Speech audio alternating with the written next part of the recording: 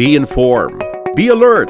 The information you need to know about COVID-19 vaccine. Right here, right now, on The Vax.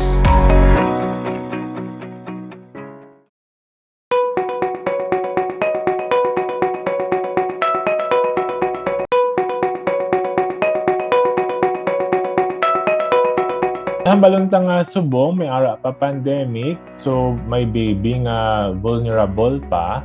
So as much as possible, ilimit na lang anay ang visitors para malimit man ang iyang exposure.